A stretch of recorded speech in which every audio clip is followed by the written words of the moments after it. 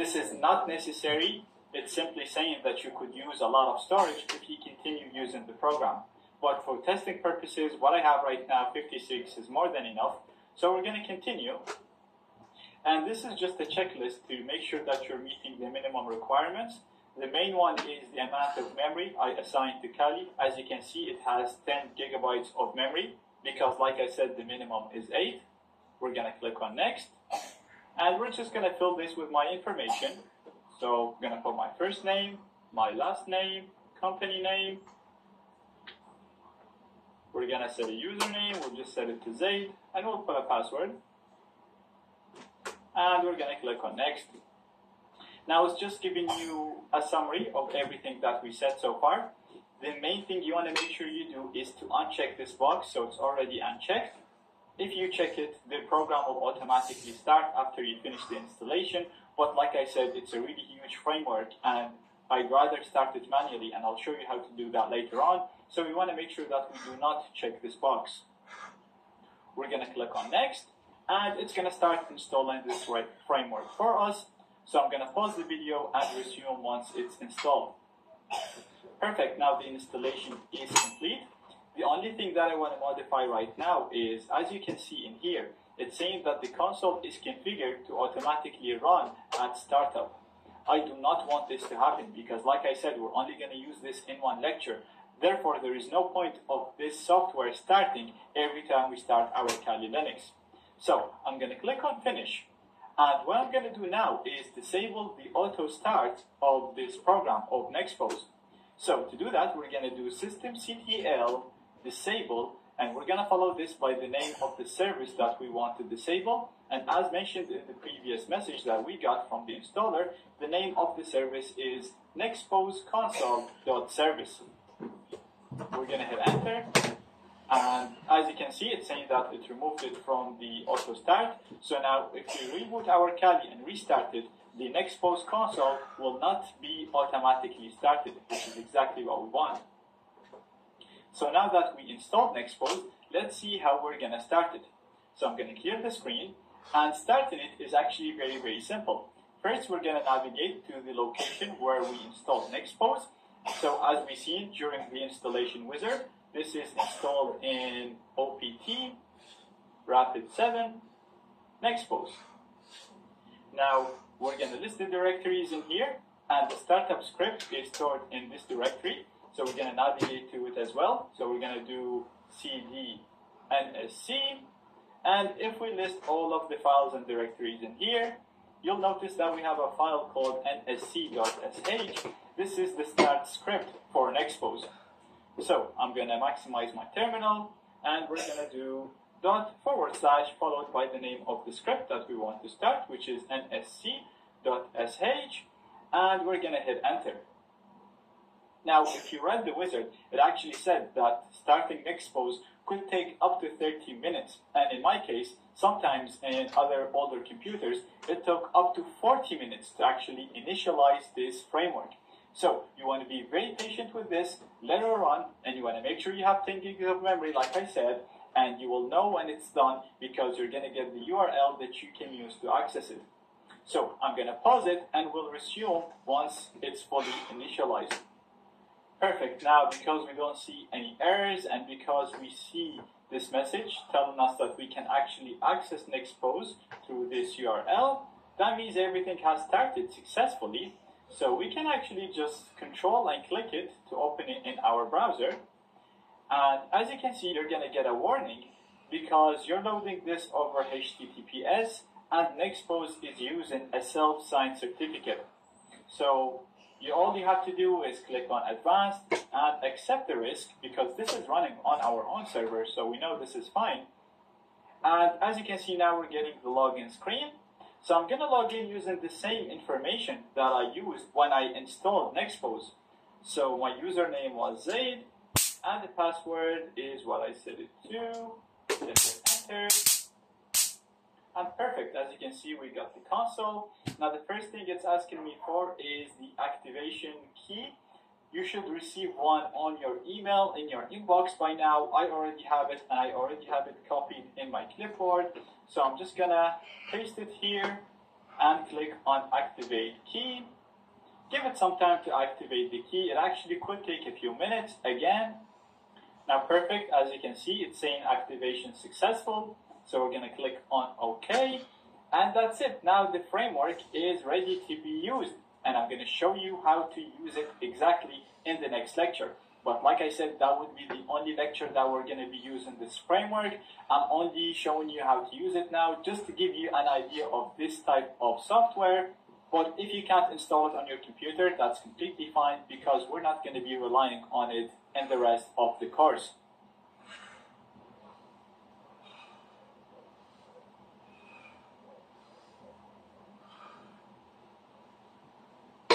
Okay, now that we installed Nexpose successfully, let's see how we can run that tool and see what that tool is. I know we spoke about it a lot and we went through the installation process, but you still haven't seen what the tool does.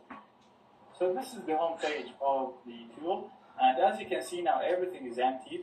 So before I start talking about what everything means, let's go ahead and add a target, and then we'll do a test, and we'll see, because this stuff will be filled after we do a test. So the first thing I'm going to do is go on Create, and go on a site to add a target, and I'm going to call this target Metasploitable, and I'm going to go to the assets, and we're going to add the target. So the target can be arranged the same way we added it when we were doing the network penetration part of things with ZenMap. So you can add a range, or you can add a specific IP. So in this, we're actually targeting the Metasploitable machine.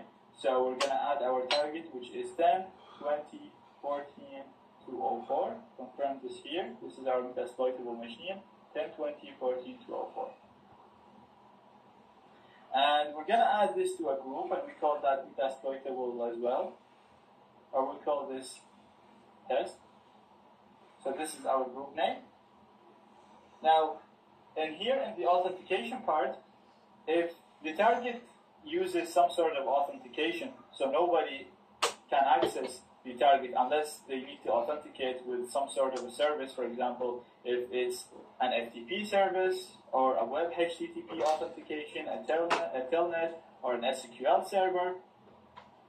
So you can pick it from here, put the domain, username, password, confirm your password, and that way the framework will be able to authenticate with that service and test the security of your server. Now, our server doesn't use any type of authentication, so we don't need this. Also, if you're targeting a web application and the web application uses has a login page, for example, for users, for example, Facebook, let's say you're targeting Facebook, then you won't have access to most of Facebook's features unless you log in with using a certain username and a password. So again, using this feature here, you can log in and then test the security of your target. And the templates is where you select the scan type. So it's very similar to the scan type with ZenMap. We've seen in ZenMap we had a quick scan plus, and intense scan. This is the same. So each one of these profiles is different. It scans different things. For example, we have the full audit here, which takes a lot of time, but pretty much checks for everything. Then you have a full audit, enhanced logging without Web Spider. So a Web Spider is a tool or a script that finds all the files and directories in your target. And the default one is a full audit without Web Spider, so that's the one we're going to be doing. And you also have network-specific profiles, you have web audits as well. So I really encourage you to try all of them, or most of them, and get yourself familiar with them. Now, we're only going to try this one because using them is the same, which will be scanning for ICMP, TCP, and UDP ports. So I'm leaving that the same. I'm going to leave the engine the same as well, which means it's going to use our local engine, which we installed, instead of using the one that is provided by Rapid7. And the alerts, you can set up custom alerts so that when a vulnerability is found, you get a notification. And the schedule is a really, really cool feature. Now, say you're working for a company or for an enterprise that keeps pushing new code every day. Or, for example, maybe your code, you do a test today and everything you're working on is good, your web servers, your programs, your applications, everything is up to date and there's no vulnerabilities in them. Let's say tomorrow you push a new vulnerable code, or maybe tomorrow someone discovers a new vulnerability with a program that you're using on your web server, so you're not secure anymore. So this feature allows you to schedule this test so that it runs every week or every hour or every month, depending on how critical it is. So all you have to do is just go in to create a schedule and create the schedule. So you can put a start date and an end date and set up the frequency from here for every day, every Thursday, every 26th, or depending on what you want really. You create that schedule, and then every interval that you specify, the scan will run, and even you can get it to produce a report for you, so you can go over the report and see what's changed or what has been discovered. So everything's good now. The most important part today, or what we did here, is you put your target here, and the next thing is you select template. So we have both of them selected, and we're going to do save and scan, which will save this configuration and start a scan for us. Now, as you can see, our asset discovery is in progress. I'm going to pause the video, and after that, we will talk about the results that we got.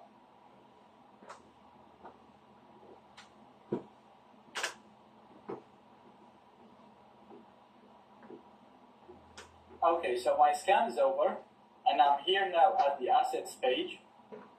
And as you can see that we have one asset has been scanned.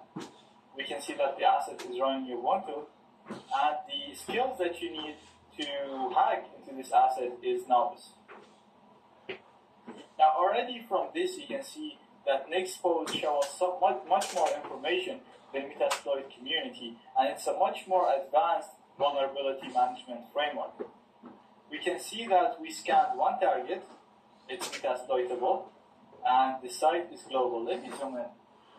It's running on Ubuntu Linux 8.08.04. We discovered no malware, and 177 exploits, 308 vulnerabilities. Remember, with Metasploit community, I think we only discovered 8, only one exploitable vulnerability and 8 modules that can be used. Here we discovered 308 vulnerabilities, so we discovered so many more vulnerabilities and exploits. You can see that there is a risk factor assessed to this, and the last time that the scan was done. Now if we go down, we can see that the operating system that we discovered, again, it's Metasploit. We can see the software that is installed on the target computer. So not only the services that's running on ports, we can see actual software installed on the target computer. This can be very useful after we hack the computer. So after we manage to hack into it, it's very useful to find local exploits that can be used to increase our privileges. For example, if you got a normal user and you want it to become a root, then you can use a local buffer overflow to increase your privileges or to do other kind of stuff. So these are very useful in terms of post-exploitation.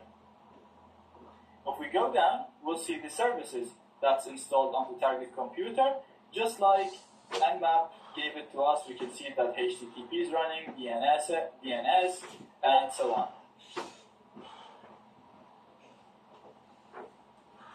If you click on any of these services, you'll see that it will give you more information about it. For example, it's a HTTP service, a description about it, and the ports that it's running on. So we can see that HTTP is running on port 80 and on port 8180.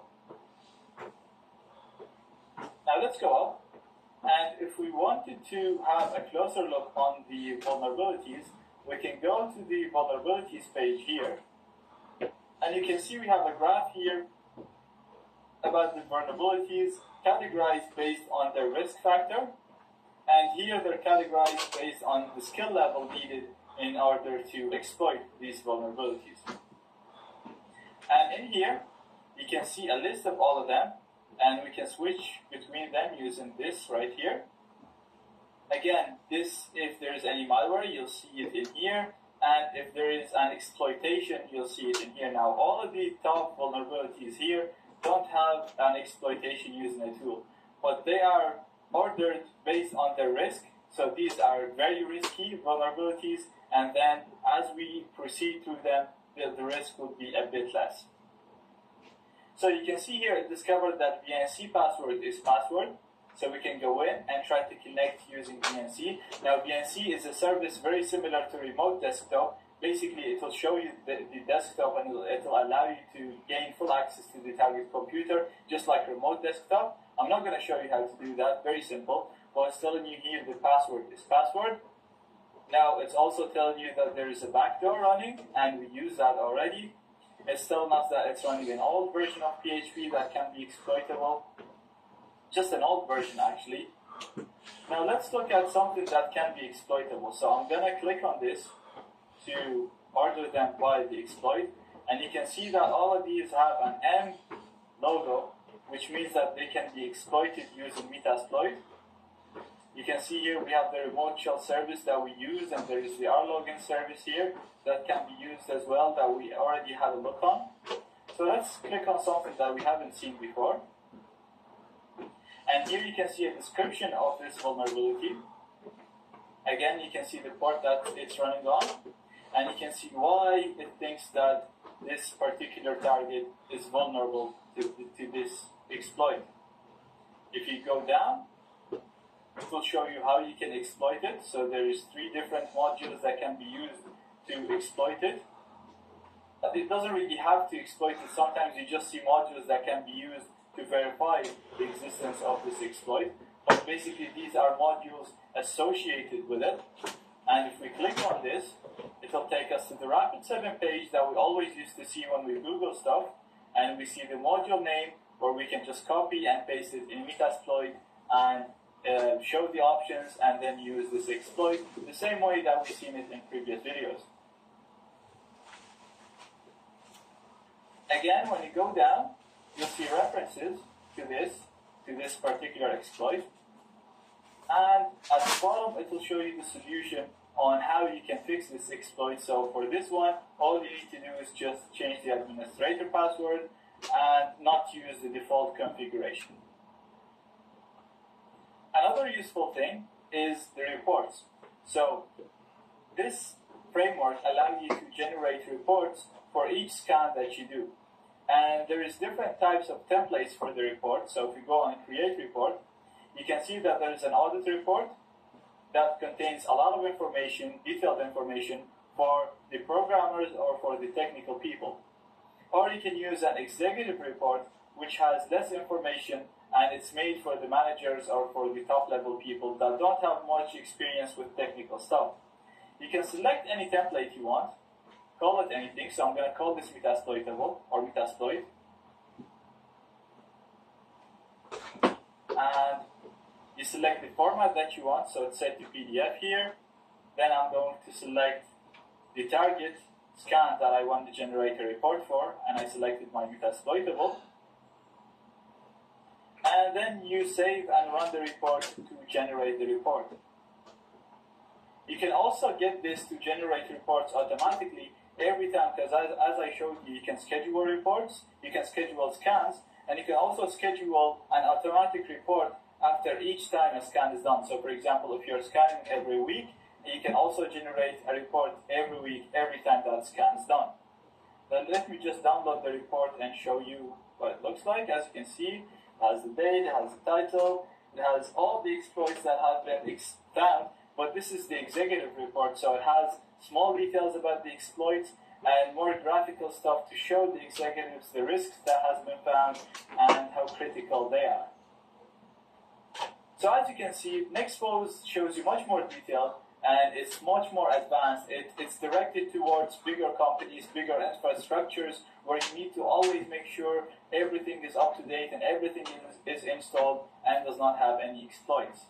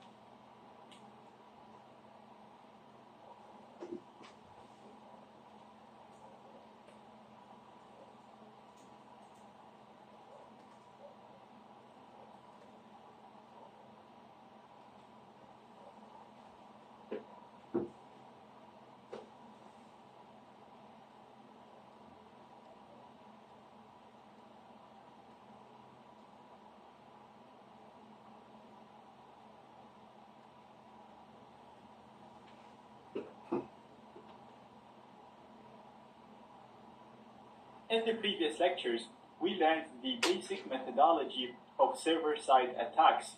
So we learned the basic methodology of how to test the security of servers.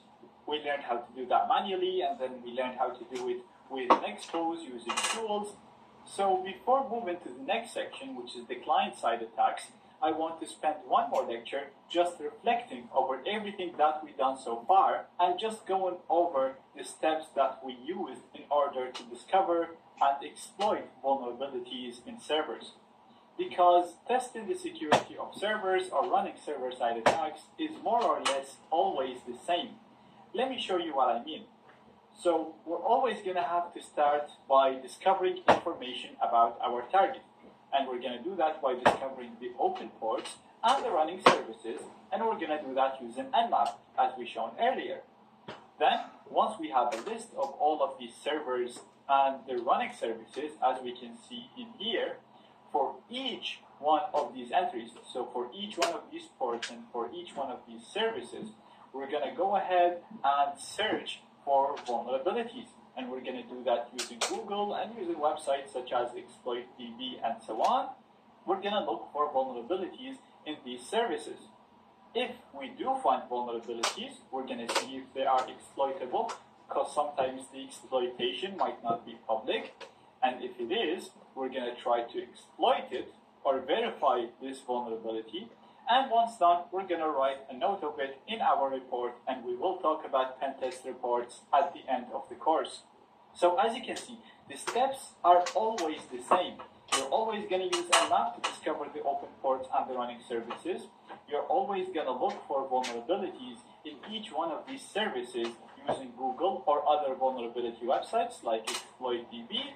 The only difference is going to be finding and verifying these exploits, because using them could be slightly different as we've seen previously, and a lot of the time when you find vulnerabilities that are not available in Metasploit and so on, the exploit itself will include documentation on how to use it, and if you can find it, again, you can look for it on Google and learn how to exploit it.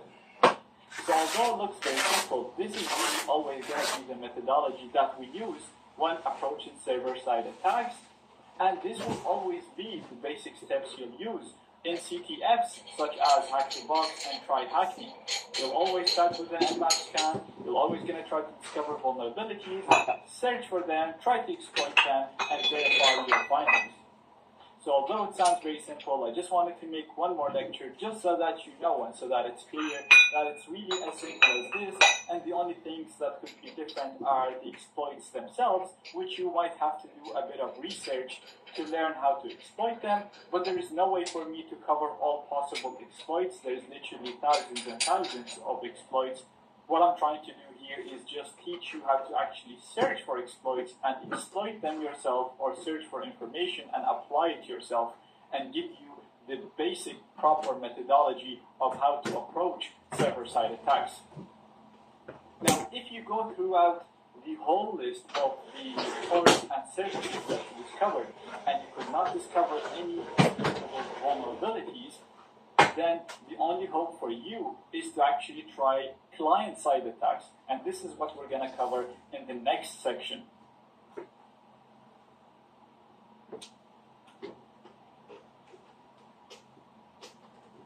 This section, we're going to start talking about client-side attacks. So, most of the time, it's better to try to gain access to your target using the server-side attacks.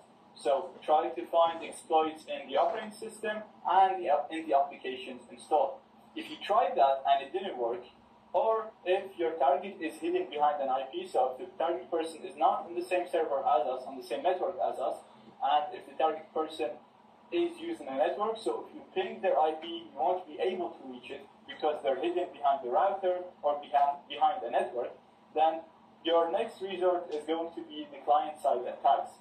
So these attacks require the user to do something. So the user is going to have to open a link, they're going to have to install an update, they're going to have to install a picture or open a picture, or they have to interact, they have to do something. And once they do it, we will be able to run code and achieve our goal. Therefore, because it requires user interaction, information gathering is very important in this case, and we don't only need to get information about the installed applications, we also need to know the person. We need to know their friends. We need to know the networks they use, the websites they use, if there's any websites that they frequently use and trust.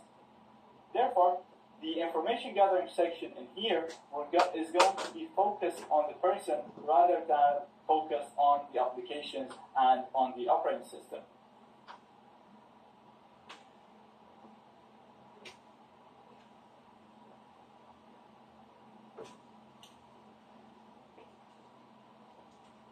In this lecture, we're going to learn how to generate an undetectable backdoor.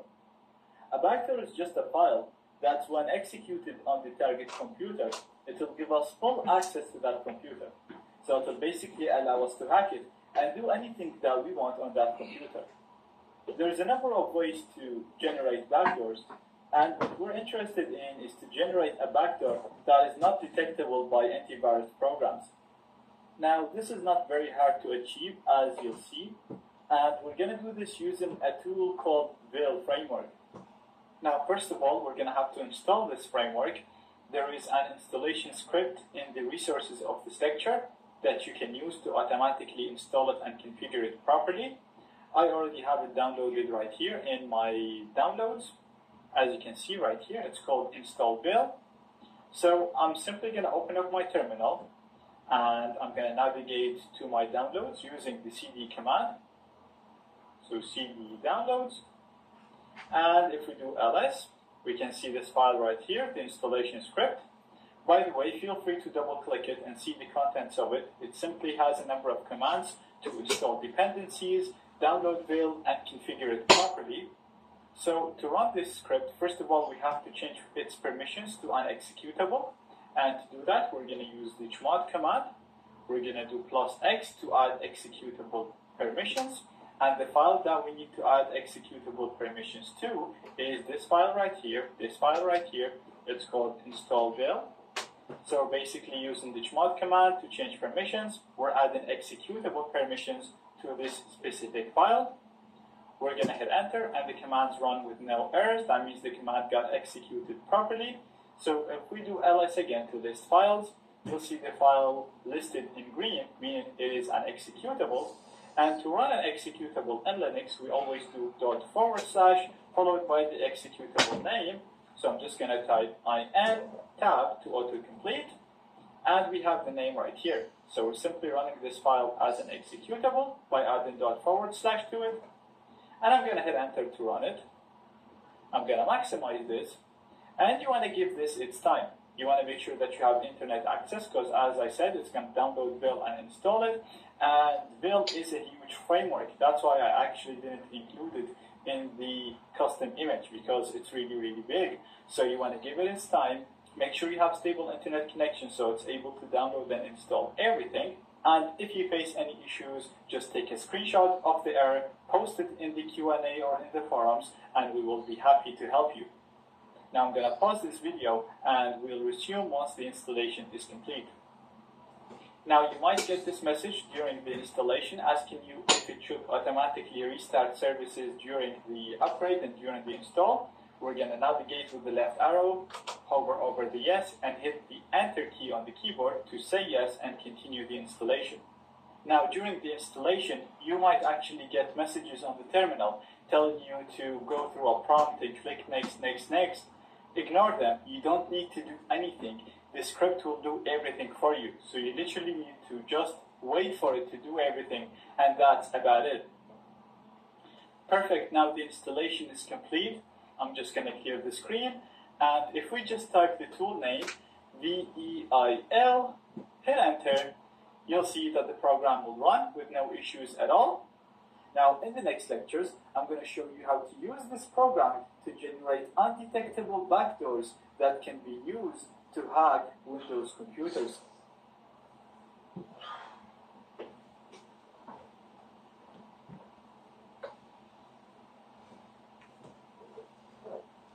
Okay, now that we have Veil loaded, you can see it shows us the main commands that you can use with Veil.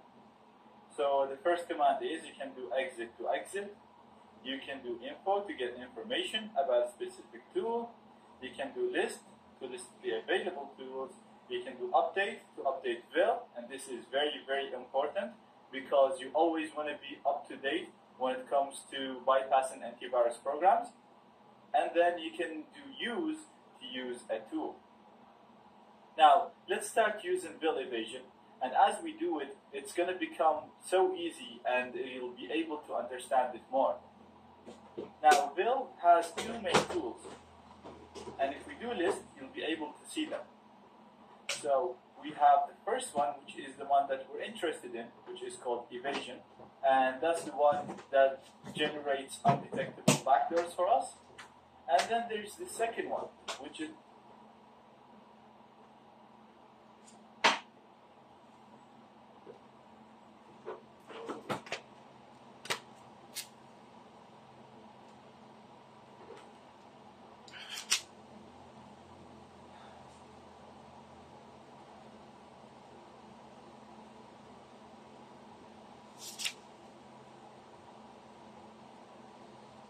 Psalm 19. The heavens declare the glory of God, and the firmament shows his handiwork. Day unto day utters speech, and night unto night reveals knowledge. There is no speech nor language where their voice is not heard. Their line has gone out through all the earth, and their words to the end of the world. In them he has set a tabernacle for the sun, which is like a bridegroom coming out of his chamber, and rejoices like a strong man to run its race. Its rising is from one end of heaven, and its circuit to the other end. There is nothing hidden from its heat. The law of the Lord is perfect, converting the soul. The testimony of the Lord is sure, making wise the simple. The statutes of the Lord are right, rejoicing the heart. The commandment of the Lord is pure, enlightening the eyes. The fear of the Lord is clean, enduring forever. The judgments of the Lord are true and righteous altogether.